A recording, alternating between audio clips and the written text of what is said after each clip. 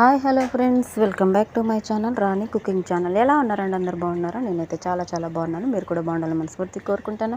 ఈరోజు రెసిపీ వచ్చేసి అందరికి ఇష్టమైన సింపుల్గా తేలిపోయే పలావ్ అయితే చేయబోతున్నా. సింపుల్ అంటే సింపుల్ అండి. ఉల్లిపాయ, చిన్న బిర్యానీ సామాన్లు ఉంటే చాలు. సింపుల్గా ఒక 10 రూపాయల ప్యాకెట్ ఇస్తాడు కదా, ఒక 5 రూపాయలది ఉన్నా చాలు అనమాట. అంత సింపుల్గా చేసుకోవచ్చు. టేస్ట్ మాత్రం అద్భుతంగా ఉంటుంది. చూడ్డానికి కూడా వండర్ఫుల్గా ఉంటుంది.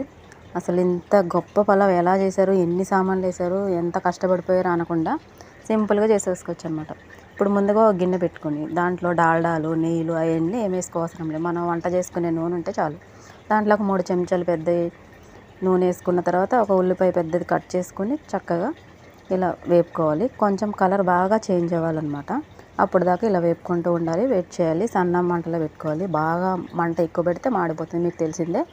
ఇప్పుడైతే నా దగ్గర ఉన్నాయి 2 ఆకులు, ఒక 2 మొగ్గలు, ఒక యాలక్కాయ, దాల్చిన చెక్క, అవి మాత్రమే వేసాను. ఎక్కువ ఏం స్పైసెస్ అవసరం లేదు దీనికి. చాలా సింపుల్గా చాలా టేస్టీగా బాగుంటుంది.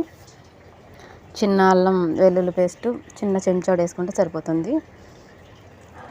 ఎక్కువ చేసినా కూడా ఇలాగ సింపుల్గా మసాలాలు తగ్గించేసుకుని ట్రై చేయండి. ఈ ఎండాకాలంలో మసాలాలు ఎక్కువ తినకూడదు కాబట్టి చాలా బాగుంటుంది. ఈ ఎండాకాలంకి స్పెషల్ బిర్యానీ అయితే పలావ్ అయితే నేను చేయబోతున్నా. చూడండి, ఇదొకటి మ్యాజీ అని దొరుకుతుంది.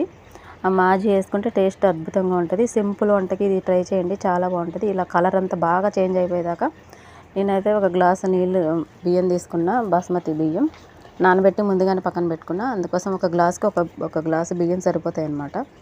ఇలా మనకైతే వెసర్ మసిలిన తర్వాత బియ్యం అయితే వేసేసుకోవాలి. ఇంకా దీనికి ఏమి కొత్తిమీర, పుదీనా ఏం అవసరం లేదు. ఇప్పుడు మూత పెట్టి మగ్గిచ్చేసుకోవాలి. చూడండి, మనకి అద్భుతంగా రెడీ అయిపోయింది. దీంట్లో కొంచెం కుంకుమ పువ్వు నానబెట్టుకుని వేసుకోండి మీకు ఇష్టమైతే, లేదంటే లేదు. ఇప్పుడైతే 2 పచ్చిమిర్చి వేసేసుకోండి సన్నగా కట్ చేసుకొని. చూడండి, అద్భుతంగా రెడీ అయిపోయింది మనకి. చికెన్ కూరలోకి, మటన్ కూరలోకి, ప్లెయిన్గా బంగాళదుంప కూరలోకి, పెరుగు చట్నీలోకి చాలా అంటే చాలా బాగుంటుంది ఫ్రెండ్స్. ఖచ్చితంగా ట్రై చేయండి ఈ రెసిపీని. చేసి ఎలా అనిపించిందో నాకు కామెంట్ చేయండి. చూస్తూ ఉంటే నేను నోరు ఊరిపోతుంది కదా, మరి ఎందుకు ఆలస్యం, చేసేయండి. ఒక్క గ్లాసు బియ్యంతో ఇలా సింపుల్గా పెద్ద ఐటమ్స్ ఏం అవసరం లేకుండా చక్కగా ఇంట్లో ఉన్న వాటితో సింపుల్గా చేసేసుకోవచ్చు. చాలా నచ్చుతుంది అందరికీ, ఇంట్లో వాళ్ళకి. ఖచ్చితంగా ట్రై చేయండి. మీ ఇంట్లో వాళ్ళు అయితే అందరూ మెచ్చుకుంటారు మిమ్మల్ని. నచ్చితే ఒక లైక్ చేయండి, మన ఛానల్ సబ్స్క్రైబ్ చేసుకుని పక్కనే ఉన్న గంట సింబల్ కొట్టండి. అప్పుడే నేను చేసిన ప్రతి వీడియో మీద వస్తుంది. ప్లీజ్ సపోర్ట్ చేయండి friends. Thank you very much video చూసినందుకు.